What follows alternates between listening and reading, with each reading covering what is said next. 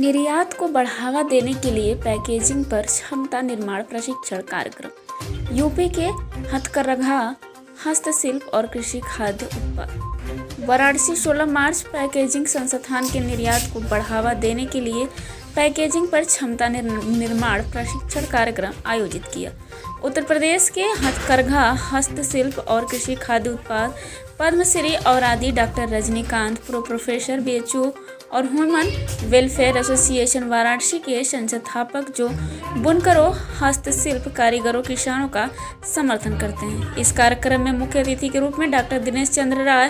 Professor और प्रमुख dairy विज्ञान के साथ उपस्थित थे।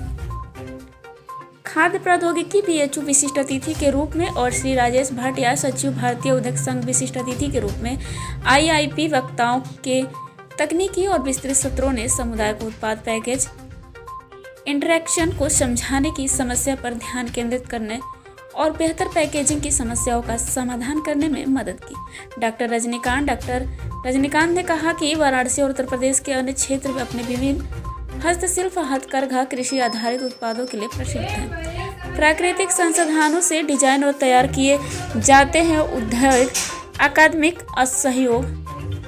सहयोग निश्चित रूप से कारीगरों को उनके उत्पादों की बेहतर पैकेजिंग के माध्यम से सहायता के माध्यम से भारत की सांस्कृतिक और ऐतिहासिक विरासत की रक्षा और संरक्षण के उद्देश्य को बढ़ावा देगा। मेरा नाम डॉक्टर रजनीकांत है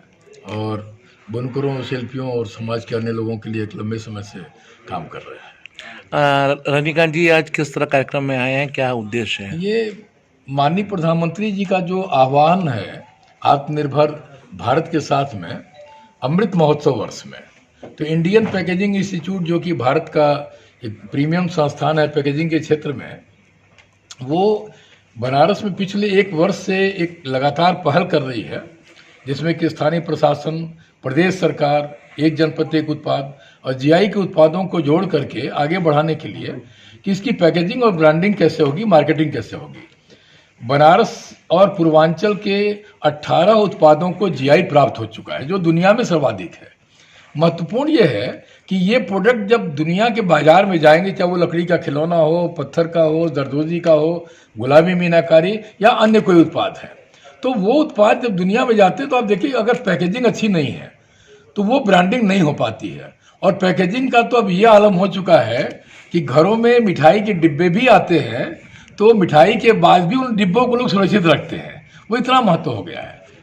तो हमें लग रहा है कि वो इस दिशा में और विशेषकर अमृत महोत्सव वर्ष में ये बहुत बड़ा कदम है और आने वाले समय में इससे शिल्पियों और बुनकरों को एक नई दिशा मिलेगी और हमें लग रहा है कि इसी नई दिशा की वजह से उनकी दिशा भी बदलेगी, भारत की GDP भी बदलेगी और फिर से ये सारे के सारे लोग उस हुनर की तरफ आएंगे। राजेश भाटिया, राष्ट्रीय सचिव हूँ इंडियन इंडस्ट्री एसोसिएशन का,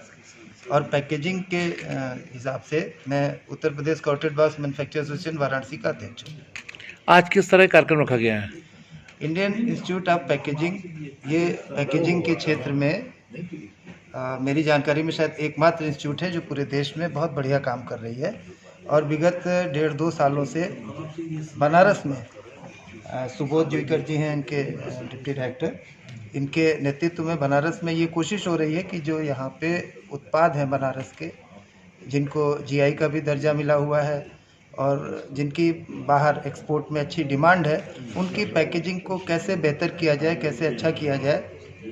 उस दिशा में लगातार प्रयासरत है। तो उसी संदर्भ में आज ये बैठक है। आज हम लोग इस चीज़ पे डिस्कस करेंगे, विचार करेंगे